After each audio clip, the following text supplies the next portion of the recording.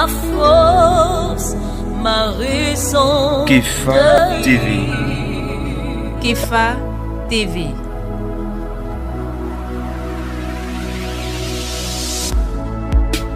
Dimanche 24 octobre 2021, 30e dimanche ordinaire. Chers frères et sœurs, ici le Père Alphonse, je vous souhaite déjà un bon dimanche à tous et à toutes. Et je vous donne tout de suite les références de nos lectures. Tout d'abord Jérémie chapitre 31, versets 7 à 9. L'Épître aux Hébreux chapitre 5, les 6 premiers versets. Et nous terminons par notre évangile, Marc chapitre 10, versets 46 à 52.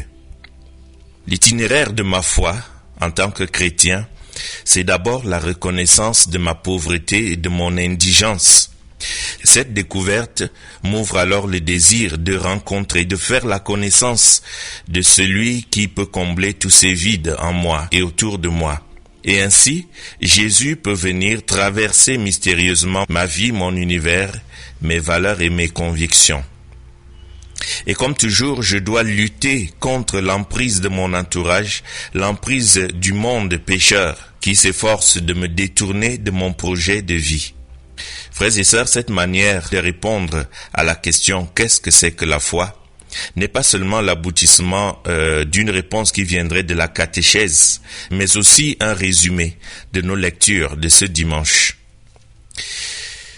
Dans les oracles de consolation, Jérémie se réjouit du salut que Dieu prépare à son peuple en détresse, car les Juifs du Nord étaient alors exilés. Devant leur repentir, le Seigneur veut les rappeler dans leur terre promise. Dieu reste toujours fidèle à son alliance. Tous sont donc invités à faire confiance et à célébrer leur délivrance. En revanche, notre seconde lecture de ce dimanche, tirée de l'Épître aux Hébreux, ne nous semblera pas tout de suite dans la même ligne de pensée que les autres textes de la liturgie de ce jour. Elle souligne comment le sacerdoce du Christ est tout autre que celui des Lévites, même s'il remplit la même fonction, faire le pont entre Dieu et les hommes.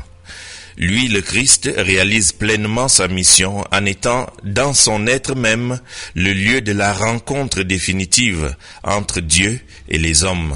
Un rôle de pont, de médiation, de facilitation, qui est tout sauf spontané dans l'entourage de Jésus, comme nous continuons de le constater dimanche après dimanche. Chers amis, avant l'entrée de Jésus à Jérusalem, où se déroulera la dernière partie de son existence terrestre, Marc raconte la rencontre de Jésus avec un aveugle.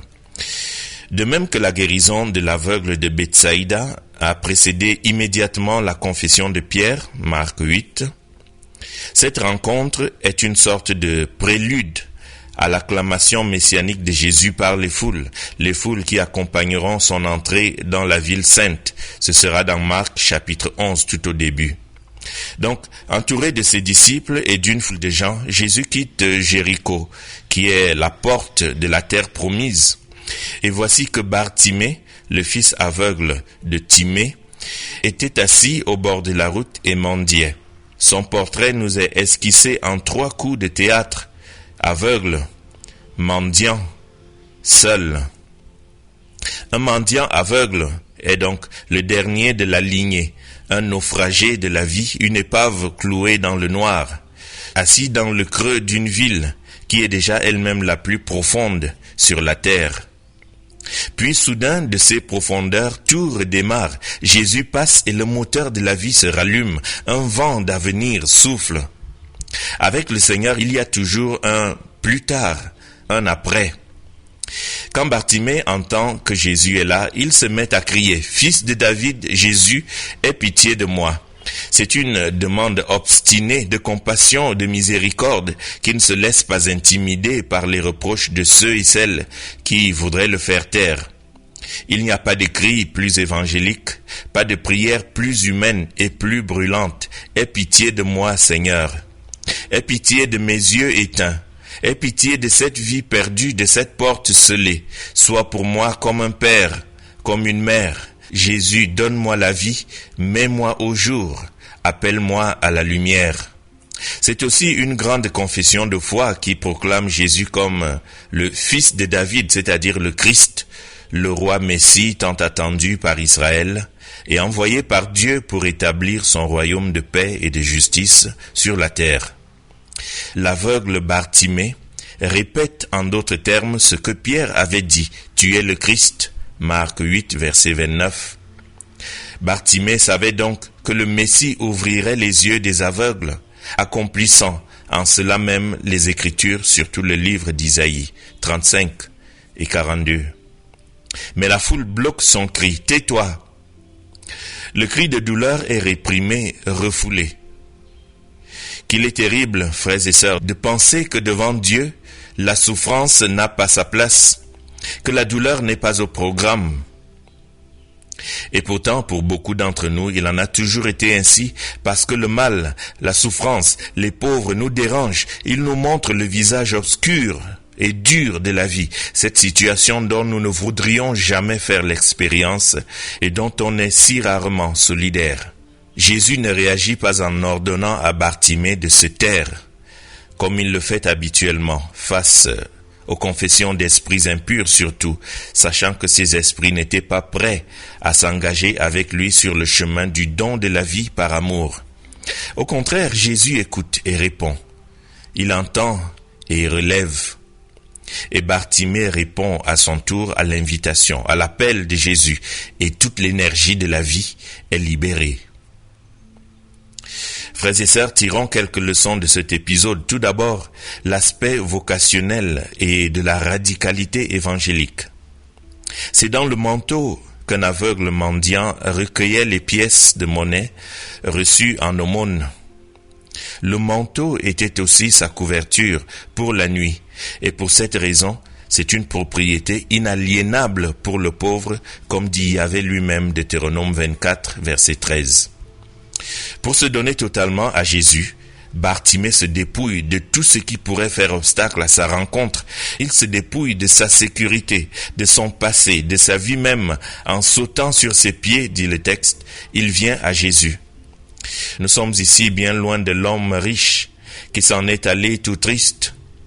Le fils de Timée se tient dans sa pauvreté et dans sa cécité, nu devant le fils de David, devant le fils de Dieu. À ce stade, Jésus lui pose exactement la même question qu'il avait posée à Jacques et Jean un peu plus tôt. « Que veux-tu que je fasse pour toi ?»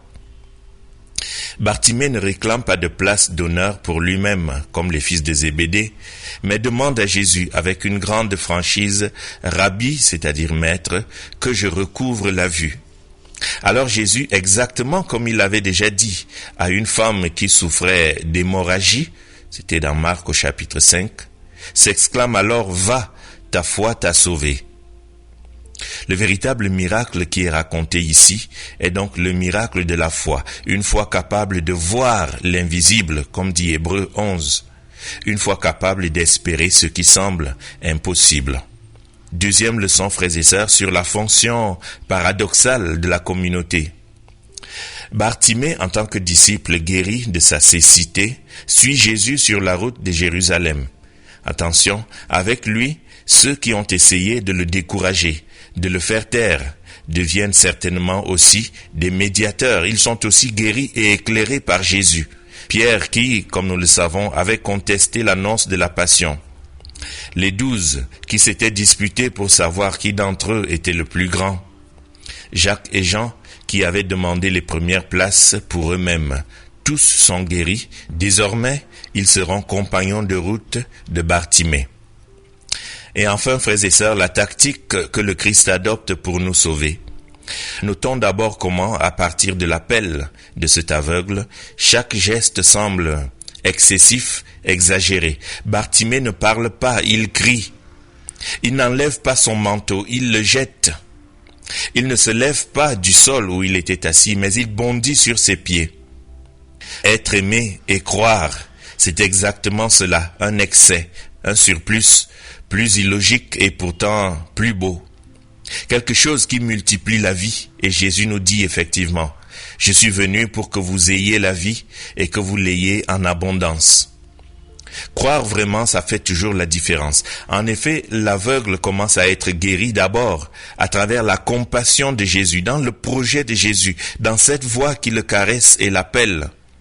Disons-le autrement, Jésus le guérit comme homme, avant de le guérir comme aveugle.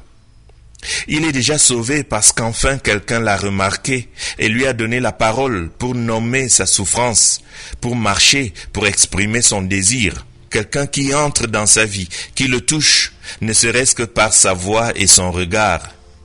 Et le pauvre sort ainsi de son anonymat, de son naufrage humain. Le dernier commence à se redécouvrir, un être humain comme les autres.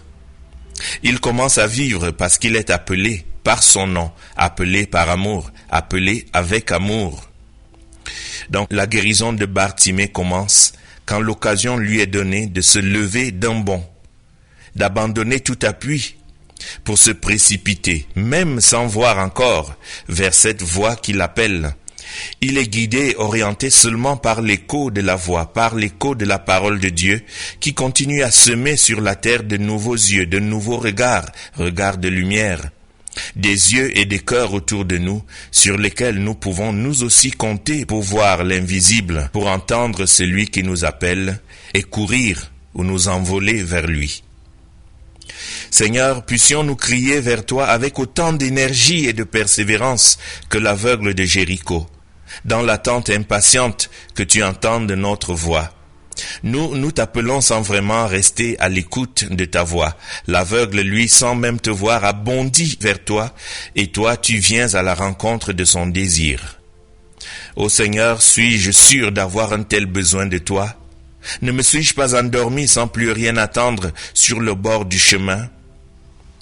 Mon Dieu, éveille en moi l'amour pour que je te reconnaisse au passage et qu'enfin tu ouvres mes yeux à ta lumière, à ton salut et que je m'attache à toi, que je suive tes pas chaque jour et pour toujours.